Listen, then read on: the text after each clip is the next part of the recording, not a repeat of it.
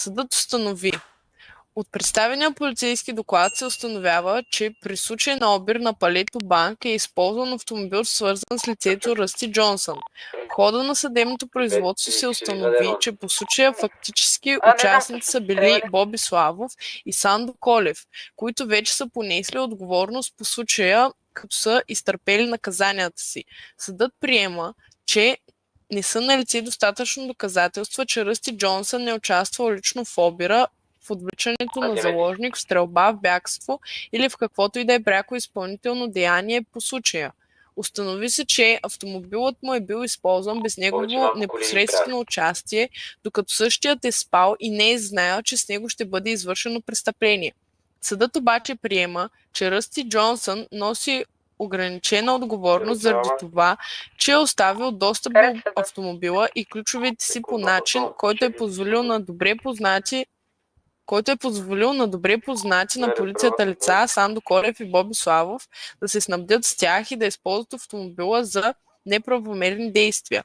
С оглед на това, съдът намира, че всички тежки обвинения срещу Ръсти Джонсън следва да отпаднат, но следва да му бъде наложена административна санкция за проявена небрежност при съхранение и обезопасяване на автомобила. Съдът реши: отменя всички обвинения срещу Ръсти Джонсън, свързани с участие в обир на Палето Банк, съучастие в престъплението, лишаване от свобода, първоначално предвидена глоба. Приема, че Ръсти Джонсън не носи наказателна отговорност за самия обир, тъй като не е доказано лично участие в извършването му. Не налага на Ръсти Джонсън наказание лишаване от свобода, не на Ръсти Джонсън първоначално предвидената глоба по обвинението.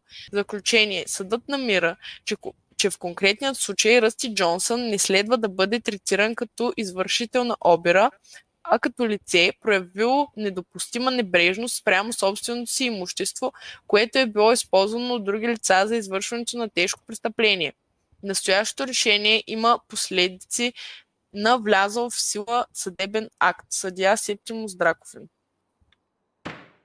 Някой копия? Да, Аз искам просто едно иска.